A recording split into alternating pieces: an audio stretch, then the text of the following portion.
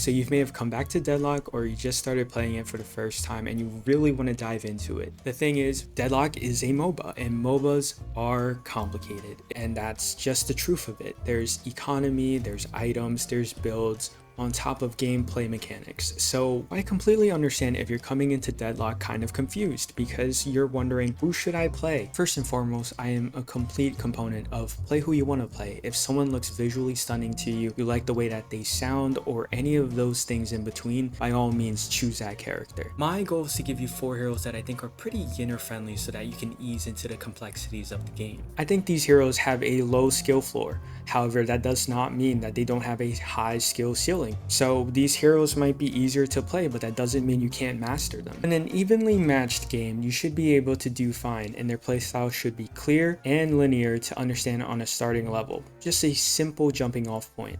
I'll give a brief rundown of what these characters do, and then a basic approach to how you should play them. If you have any other heroes you recommend, please let us know down in the comments. I just wanted to keep it to 5 heroes, but there are definitely way more that you can consider. So our first character we have here is Wraith. First, it's a good note to understand that characters are highly customizable in this game thanks to items. You have the orange tab for gun items. This is improving your left click, your primary fire. You have the purple tab, which improves spirit, which is improving the damage on your abilities. And then you have the green tab, which is health and survival. Wraith is a character that can run many different things. However, I think her gun build is easy for people to understand because her Tommy gun is so potent. Her first ability is card trick.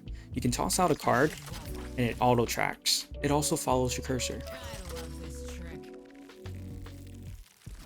This card is a pretty decent way of poking someone down in lane. It's good consistent damage and it's pretty far ranged. Her 2 is her teleport. It goes really far and it's extremely forgiving. If a fight starts that you didn't want to be a part of, you can instantly just teleport out, or you can use it to engage. For her 3, she gives a steroid to herself and everyone around her that improves fire rate. It makes her gun that much stronger. And then her ultimate is she chooses someone and she stuns and throws them into the ground. When you fully upgrade this, you can even toss multiple people. This is a great CC tool. You can use this to engage on someone, finish them while they're in air, or in the worst case scenario, you're getting chased, so you stun someone and teleport out. Wraith is truly a traditional carry character. She does a lot of damage and that's kind of what her big role is. Her animations feel fast and fluid. It feels like you're sliding everywhere and shooting, and her abilities are really forgiving because they cover a lot of bases. She has an escape, she has an engage, she has CC, she has something to empower her gun, and she has good damage output. With items, you're probably going majority gun items with a little bit of spirit and some survivability. It'll make her gun do that much more damage. It's pretty easy to farm souls and deny souls with her, and it's really easy to build up money on her because she can push a lane really easy. She can take down the guardian or the walkers really fast, and when she goes for kills, she goes all in. Overall, just a solid character that doesn't take too much to understand. What I'll do for every character is I'll give you roughly 6 items for 3 different portions of the game that I think will for the most part do pretty well for a standard build. For early game, I like extended mag and rapid rounds. This will increase her magazine and make her shoot more. For mid game, I would recommend Tesla bullets. This gives you a little shock to your bullets that can help you farm souls, or fleet foot, which removes the move speed penalty when you're shooting. And I also like one spirit item, which is quicksilver reload. You put this on your 1 and every time you press it, it'll reload your whole mag without having to actually press the reload button. For late game, I like the direct upgrades of those 2 items. Capacitator is an upgrade of Tesla bullets, but it also gives you an active, which gives you a shocking projectile. And then I also like Mercurial Magnum, which is a direct upgrade of Quicksilver Reload. For our second hero, I have 7. I'm choosing 7 specifically because I think he's a great way of teaching players how to use spirit. He has this play style where he is using his gun a lot because of his 3, which I will get into, but it procs damage coming from spirit. So you need spirit to be able to make his damage sufficient. He's got a lot of bursts, he uses his left clicks a lot, he has a little bit of CC, and he just has really good range. For his first ability, he throws a ball of lightning. It stops on an enemy and it zaps them until it passes through, and then it goes at full speed again. This ability is good poke, and it also is pretty good at farming. For his second ability, he puts a charge on someone. After a few seconds, it'll pop and stun. Anyone in the radius after it pops will get stunned too. And then we have his 3, which powers up his gun, gives him more damage based off of spirit, and it also shocks nearby enemies from your target. Just like Tesla bullets. And then his ultimate is he flies up into the air and shocks everyone in a radius. You can also left click and bounce people back into his ult. He's pretty vulnerable in this state and he can be CC'd out of it. And also if anyone is hiding behind like a wall or a car, they can avoid the damage. But when you fully upgrade it, he can also move with it. So that helps. This ability is why he has so much spirit built into his kit, because it's just so much burst, so much damage that can wipe a whole team. There are different builds that you can do on him, but at the core, his playstyle is zapping people when he activates and powers up his gun, and then going in at the opportune moments and hopefully getting a team wipe with his ultimate. It's just such a potent ability. But because he's using his gun so much, I figured it would transcend some of the difficulty people might have with going spirit builds. Mind you, he still gets some gun items, but all of the power is going into all of these big shocking abilities that can really just 100 to 0 someone in a few seconds or less even. Early game items that I really like on him is I like Mystic Shot. It gives you a little spirit power and it makes your bullets do a little more spirit damage. Extended mag if you want a little more ammo, and of course getting extra spirit because you're starting to build up the power that the abilities need. For mid game, I still really like Fleet Foot. You want to get an extra burst of speed so you can stay on top of your target and shoot at full speed too. I mentioned extra spirit, but you should also be building improved spirit and eventually boundless spirit. You just double all of your damage. I also like to get Surge of Power. You put this on your 3 and every time that you pop your 3, you get more damage and more speed. And then some late game options, I really like Infuser. When you pop this right before you ult, you become super tanky because now you start healing off of all your bolts in the area and you're usually hitting a lot of people, so there's a lot of things to heal off of. And I really like escalating exposure.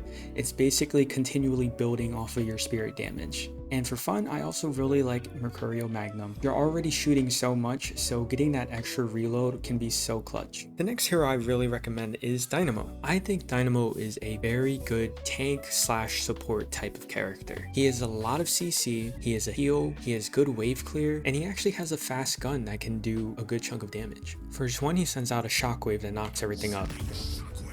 This is good poke, this is good wave clear, and it goes very far when you upgrade it. His 2 is a teleport. This ability is kind of slow and doesn't go that far. However, you're untargetable, and when you exit, you shoot faster. You can also use this with an ally, so you can both get more fire rate and dodge something. In some cases, you can use this to engage. And then his 3 is a heal. It's nothing too crazy, but it is useful during the laning phase. And then we have his ultimate, which is a black hole that he sucks everyone else in. If you've ever played Smite, it's exactly like Hades' ult.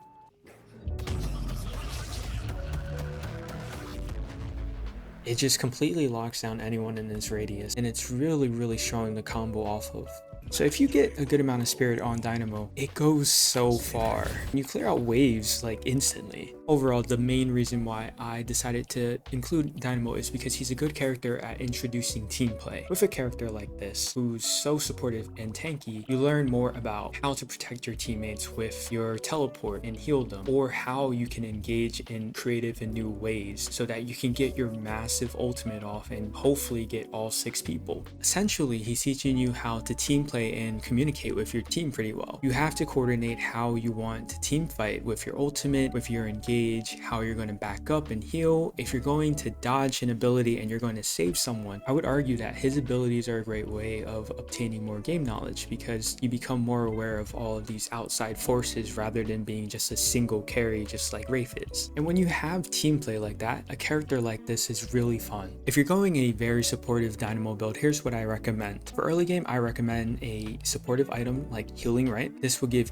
either you or your allies some healing when you guys aren't taking damage. And I also recommend Extra Charge. This item gives you an extra stomp so that you can poke more, you can CC more, and you can farm more. Mid game, I really like Healing Booster. It improves your 3's power, and to be extra supportive, I really love Divine Barrier. This item removes all debuffs that aren't stuns from your ally, and it gives them a shield and movement speed. And for late game, I really like Juggernaut. This makes you really tanky. Every time someone shoots at you, they're getting slowed themselves. And to be a little chaotic, I like Raider Expansion. This increases the range on your 1, which is already so long, and it increases the range on your ultimate, which you want to be as wide as possible to capture as many people in it. And last but not least, we have Ivy. As with all characters, the builds depend up to you, but for the most part, the way that I play Ivy is very interesting. This is me in editing, and I just wanted to say that I meant Ivy's build design is interesting, less about the way that I play her, because to be honest, that's not original at all. A lot of people play Gun Ivy. She is kind of a gun carry support. Her abilities kind of lean her towards supporting another character by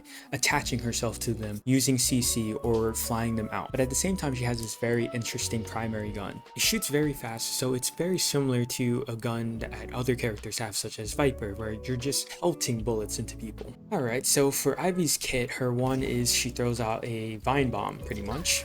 Enemies in it are slowed and they take a lot of continual damage. It's pretty good poke. For her 2, she attaches to a nearby ally. This gives them both bonuses. She gets bonus fire rate, and it removes the movement speed penalty on her left clicks, just like Fleetfoot would do. And they can also share healing. It's a pretty decent supportive ability, which is why it kind of incentivizes her to stay near someone. And then we have her 3rd ability, which turns her back into a gargoyle, and then she slams down and stuns. During the time she's midair, she's completely invulnerable to things. So it's pretty safe because you can dodge a lot of abilities. When someone's engaging on top of you, you can automatically just CC them after. And when you come out of stone form, you can melee directly after, get a little more damage. And then we have her ultimate. You can cast this by yourself and it basically propels her into midair. She has a bomb that she can drop and it silences.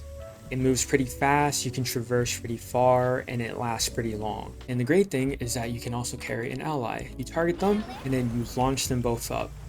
And same as your bomb, you can just drop your ally on top of your target. It's pretty good to use this to engage or to escape. Just like Dynamo, Ivy encourages team play. However, Ivy herself can also be played as a carry on top of that. So you still have all the coordination that you need with your allies, but you're doing just as much damage, you're getting just as much farm. Ivy can split push pretty well. It's really easy to get in and out of fights because you have an invulnerable state at CCs and you can fly in and out of fights. Overall, she's very safe. And just like I said in the beginning, her game plan is pretty clear. You poke your opponent as much as you can with your bomb and your left click primaries. You engage and you disengage with your stone form, and you can be the fight starter. Or you could be the emergency evac that the team needs. I feel like everyone's gun build for Ivy is a little bit different, but for me personally, I really like active reload. Active reload is fun because it gives you like a Gears of War reload where you have to time it right to reload faster and you get a little bonus. And of course, working for Fleetfoot or Titanic Magazine. Titanic Magazine gives you so much ammo to work with. You can just spray. For mid game, I recommend starting to get a little bit tanky. Bullet lifesteal gives you health back every time that you attack with your gun, or you can go Vampiric Burst where you activate it and it just gives you a whole bunch of lifesteal, more fire rate, and ammo. This item is really good for winning gunfights. I think Spirit Resilience is really good on so many different characters right now.